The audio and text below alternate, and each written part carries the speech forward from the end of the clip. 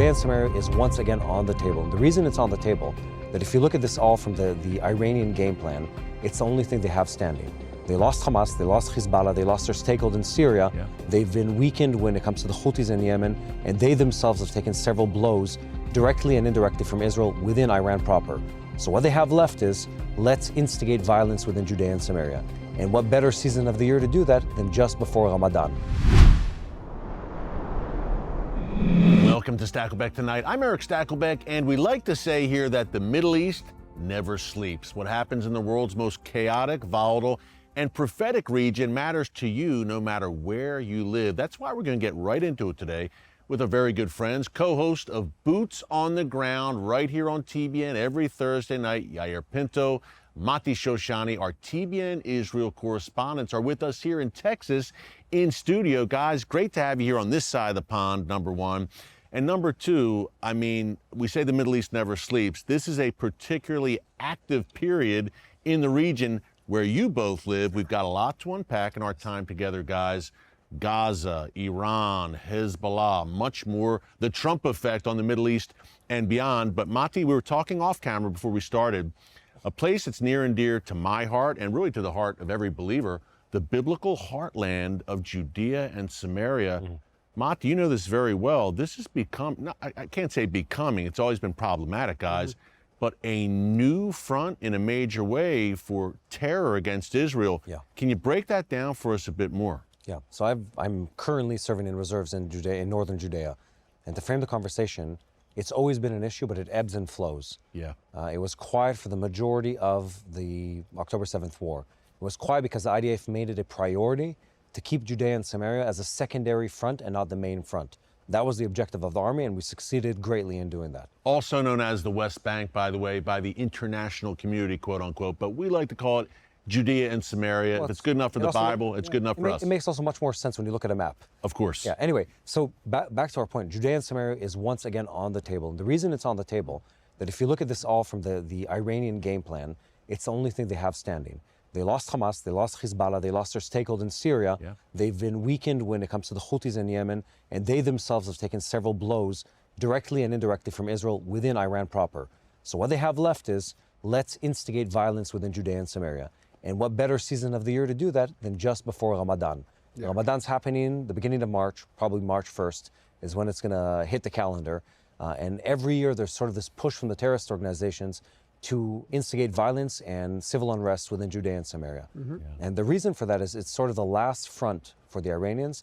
It's the last big front for the Palestinians within the country to sort of make a stand against, let's call it, within the parameters of the current war. Because we have a ceasefire with many other fronts, they sort of have to take action. What's interesting is, if you look at the numbers, the IDF has been incredibly effective at killing off early on any terrorist attempt coming out of Judea and Samaria.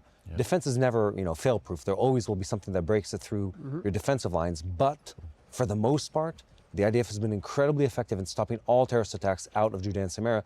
And you visited there extensively. Oh, yeah. It's a hard task to do. The population is intertwined between the Palestinians and the Jews, and yet the IDF has been hugely successful in keeping the peace and preventing acts of terrorism.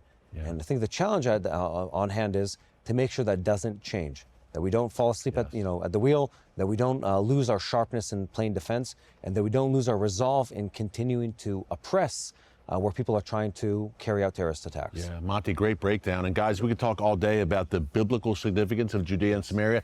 This is where Abraham, Isaac, and Jacob walked. Jesus, of course, walked there. I mean, a great deal of the pre-Davidic period in our Bibles took place in Judea and Samaria. Yeah. But Yair, also, from a security perspective, as Monty just explained, I've stood on the mountains of Samaria, and Yair, when I do that, I can see Ben Gurion Airport from there. Yeah. Israel's got a very tight waistband, guys, as you know, both serving in the reserves, of course, in the IDF. Can you talk about a little bit more the strategic imperative for Israel to hold on to this pivotal land? Yeah, definitely. Like the Golan Heights in the north, it's the high grounds. From a strategic standpoint, you want to have the high grounds with you, because if you don't have them, then the terrorists can launch rockets, mortars, or multiple weapons into Israel and reach Tel Aviv, Jerusalem. Okay, Jerusalem is basically bordering Judea and Samaria. Yeah. Okay, it's like East Jerusalem, West Jerusalem. There is no such thing. Yeah. Okay, there's one Jerusalem, and then the West Bank is Judea and Samaria is really close to it and attached to it. So there is a huge significance in terms of security to maintaining presence of Jewish people, of Israelis in Judea and Samaria in order to maintain the whole security of the country of Israel. Because that's basically a chunk of half the country. So without that, we're left with maybe, what is it, like 10 kilometers from Tel Aviv to Jerusalem. And how many Jews live there, Yair, by the way, in Judea and Samaria? Around 500,000 Jewish people in Judea and Samaria. It's a big part of Israel. And by the way, the Jewish people live there, over 3,000 years ago. Yeah, so I'd say the Jewish people have a pretty good right to land. We can stay there. Can we talk about the new U.S. plan for Judea and Samaria? Yes, I'd like to do that. We have about a minute, I think, before the break. A quick one. We'll come right back. But real quick, Monty, we were recently at the NRB convention in Dallas, the National Religious Broadcasters Convention, and they were issuing basically announcements supporting Israeli sovereignty over Judea and Samaria. This seems like a pretty big deal. I would say it's a huge deal. The Trump administration, once more, is the one pushing for Israel to take full control of Judea and Samaria. Yeah. There's a lot of history in that, but the logic when it comes to security and for also giving a better future for the Palestinians of Judea and Samaria and the Jewish people is ironclad. And I think it's an incredible feature of the Trump administration. They're willing to push that and stand for what's right.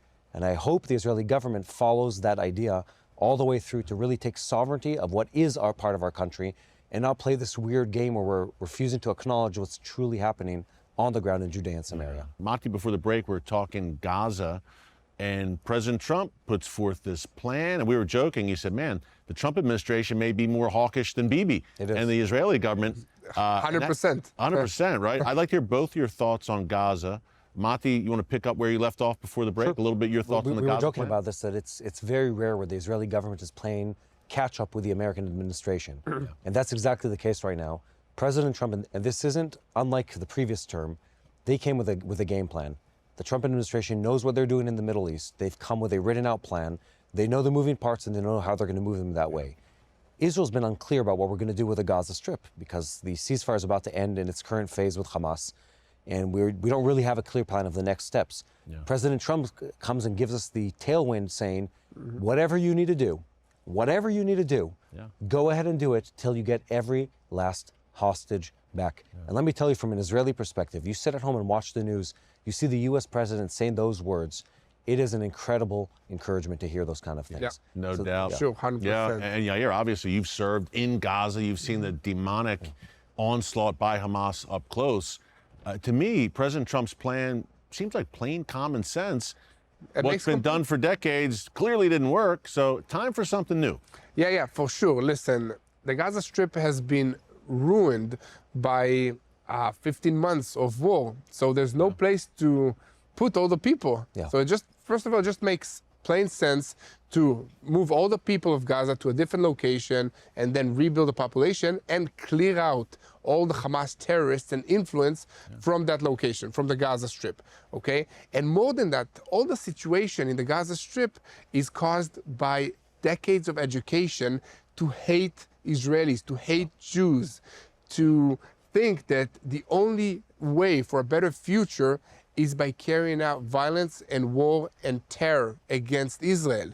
And this is the children of Gaza. They have been brainwashed for more than 20 years by Hamas. So the only way to have any kind of peaceful future between Israelis and Palestinians is to have a full generation of good education, without brainwashing, without hatred, without Hamas in charge. And it's very important to understand that Hamas is not just the military superpower of Gaza, okay? Hamas is in charge of the education, of the health ministry, okay, all these numbers about thousands of, innocent lives being killed by Israel, it's Hamas sending out these numbers. They're the health ministry. They're the people in charge of work for rebuilding Gaza. They're everything there. We have to clear this whole place up for any kind of positive future to exist in this region. And go ahead, Monty. Yeah, sure.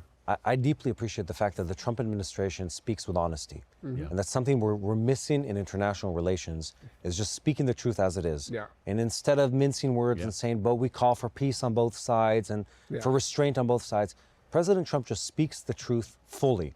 And he says, clearly these people are evil. Yeah. Clearly they need to be dealt with. Stop beating around the bush. Just do what needs to be done. Yeah. Moral clarity. Yeah. And true leadership. And it's a dose of clarity that's been needed so much so that when you hear it, I think it surprised people to hear it. Yes. Yeah. It shocked them, like, what? Well, he's saying the truth. He's saying the truth. I can't believe it. All he's doing is just stating the facts. Yeah. He's saying the truth as it is, and people will first respond with shock and then say out loud, that makes complete sense. Yeah, Why aren't we doing this? Exactly. Monty, such a great point. And I think related but unrelated, J.D. Vance, his speech in Munich recently to the European leaders' faces, saying you're destroying, it's cultural suicide what you're doing. But I think boldness and moral clarity and just leadership from this administration, absolutely, Monty. And Yair, I wanted to ask you about being in Gaza, just so people know when we talk about, look, this place needs to be cleared out and start fresh.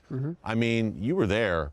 It's essentially one big booby trap, right? It is. 25 miles of terror and tunnels and madness. Yeah. We went inside. Every second house, and I'm talking about civilian houses, have one wall that was broken down so that a terrorist with an RPG rocket can fire at the IDF troops that they're approaching from Israel. So they've been preparing for this war for many, many years. And you know from where they launched the most amount of terrorist attacks against us?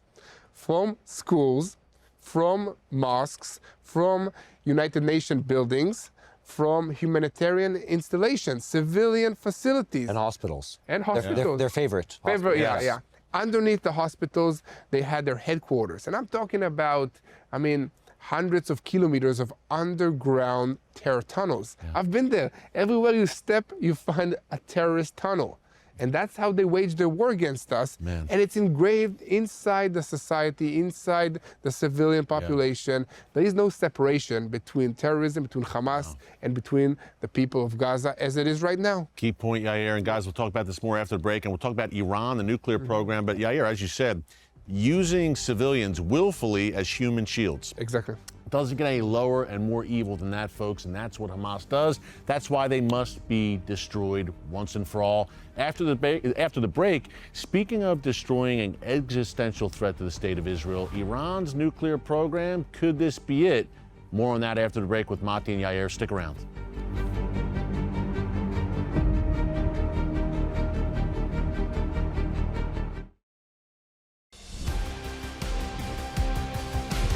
Welcome back to Stakelbeck Tonight. We're talking to our TBN Israel correspondents. Joining us from Israel, Mati Shoshani, Yair Pinto, co-hosts of Boots on the Ground right here on TBN every Thursday night. Yair, you have talked a bunch since the October 7th attacks of the Iranian axis, that Iranian ring of fire, which right now is mostly a smoldering heap of ruins, I'm glad to report. Yes. But I think a larger threat is still looming. That's Iran's nuclear program. Yair, now that Trump is in office and we've been talking about this, is there a better chance now, we've talked about this a bunch on the show in recent weeks, a better chance now than ever of destroying those Iranian nuclear facilities? Well, the road is already paved to carry out a strike of a combination between the United States Air Force and the Israeli Air Force against the strategic nuclear facilities of Iran. Yeah. Okay, Israel already carried out a strike and destroyed the S-300 anti-rocket defense systems that were guarding one of these facilities just in the previous rounds of strikes between Israel and Iran. And with Syria completely collapsed and all the Iranian influence there gone, the skies is basically clear for an Israeli-American strike against these facilities in Iran. Okay, so it's a possibility. We can do it. It's a matter of a decision. And Iran knows it's a possibility. They know. They're quaking in their boots. They know. And you can see that because when somebody is afraid in the Middle East, he tries to project even more strength. And that's what they're doing. They're showing off this secret naval base inside a mountain to try and threaten the United States aircraft carriers in this region. And that means that they are afraid of a strike against their facilities, their jewels in this location. The crown jewel, Yeah. no doubt, Yair. And, you know, Mati, I think that Iran, I think when we're talking about Iran being a threat to Israel, that's one thing everyone knows. But can you break down a bit more why a nuclear Iran would be a threat to the entire world, not just Israel, America? We're all threatened by this. Yeah. I mean, the key word here is Iran is not just Iran. It's the Islamic Republic of Iran. Yep. And it's a country that's been hijacked by radicalized Muslims going back more than 40 years. The people themselves are hostages of that vile and evil government, as is everyone else in the region. And them going for an atomic bomb is not just them saying, we want to play equal to others. They want to destabilize. And they have the track record to show us that they're serious. When they say we want to destroy the Jewish, the Christian, the Western way of life and thought, they mean business. And we should take them at their word for that. So when they're going for a bomb, they're looking to destabilize the region, to threaten the assets of the United States, the Saudi relationships, the Emiratis and everyone else, to threaten global trade, to threaten Israel in a way that we will have trouble stopping them. So the only response to that, well, it has been and definitely should be in the future, a very strong hand. I don't think we have to go to attack, though. I think the way it's positioned right now, if I'm looking at the moving pieces, between Saudi, Abraham Accords, US, and Israel, there's enough of a chokehold on the Iranians to force them to give up their nuclear plan almost completely. Because everyone knows that they've been sort of circumventing the prevention of them trading in oil and receiving cash. Sanctions, et cetera, et cetera. They've been sending oil to the Chinese and to the Indians and otherwise. Everyone can stop that. If America makes the decision that they're going to prevent the Iranians from exporting oil, they won't export oil. They'll go bankrupt and they'll be insolvent in just a matter of months, and their government will topple. And they're aware of that. They're acutely aware of that, which is why they've been threatening the Saudis this entire time. So here's how it can play positively. Iran saying we're going for the bomb. The U.S. has the power right now with Trump, with Netanyahu in the prime minister's seat in Israel, with the Saudis where they are, to reshuffle everything in the Middle East and to be an overwhelming power of good and stability against the Iranian instability. And they will have no choice but to scale back all their military operations and play nice, at least for the foreseeable future. It goes without saying, we've been hitting on it throughout this show, but the Trump effect is a very real thing. And it could quite possibly lead to a peace treaty between, look, the birthplace of Islam, Saudi Arabia, and Israel. Guys, 7 years ago, this was unthinkable, but right now, it's a very real possibility. And you and I were joking off camera, Yair. We said, pack your bags. Maybe we're flying to Riyadh soon. Pretty soon. Could this happen soon, a Saudi-Israel deal? Yeah, let me tell you something, Eric. In the Middle East, the ones that do peace are the strongest ones. And Israel has been proven in this past 16 months that we are the strongest party in this region with the support of the United States. Now Donald Trump is entering office, projecting even more strength and backing Israel. This is how you make peace in the Middle East. And from peace through strength. That's what the Middle East understands. Always. And leverage. Yes, and not being afraid to use it. And and from a spiritual point of view, I mean, when God makes a miracle, He makes sure everybody knows that it's a miracle. It's not because of us, of our strength. No doubt. So despite everything that is happening in the Middle East, I believe that this is a chance for a huge peace and a great revival. And we've seen miracle after miracle, I believe, Mati, since October 7th, needless to say. But you've been talking a bunch about this, the possibilities, Mati, unprecedented moment. I mean, it's all right there in front of us. I mean, Israel, Saudi Arabia, other Muslim nations coming into the Abraham Accords with Israel. It's a new day in the Middle East. Absolutely. I agree completely. Let's look back, if we look back, let's say, to the previous administration in the U.S. government, the projection of weakness from the Biden administration and Obama before that, but that's a different story, followed by Israeli projection of weakness again, into the Arab world and then internally. All of those led to the fact that Iran was the one setting the tone in the Middle East, specifically when it comes to proxy warfare. Now that's not on the table anymore. The U.S. has the ability, together with Israel, together with other countries, and specifically Saudi, to reshape the conversation about power and the future of the Middle East. And what that looks like is, instead of having a conversation of destruction and violence, that is, again, talk about Iran, they're spending tens of billions of dollars a year on exporting terrorism. Instead of doing that, you have trade agreements, you have peace agreements, you have accords where the Saudis are working together with Israel and the Americans in the region. You have stability, you have education, you have a new peace for the people of Gaza, Lebanon, Syria, I mean, it's almost so too good to be true, but it is true. And if this is seen through in the way that it can be by the Trump administration, by Israel, by the Saudis, everyone's interests are aligning right now in a way that it could possibly happen in the near future. We're looking at a decade of prosperity and peace in the Middle East, at a place where the Iranians are somewhere in the back of the conversation as a reminder of like the problematic child who's no longer part of the class. And we're talking about peace and trade and stability for the people of this world. It's good for Israel. It's much better for the people of the Arab countries around us in the Middle East. Yeah, man, Mati, what a great breakdown. God is moving. Absolutely. I mean, and unprecedented times, guys. That's why we have unprecedented analysis. Folks, you hear how great they are. Mati and Yair doing it better than anyone else in the business. Boots on the ground every Thursday night right here on TBN. Also the YouTube channel, TBN Israel, over 1.1 million subscribers.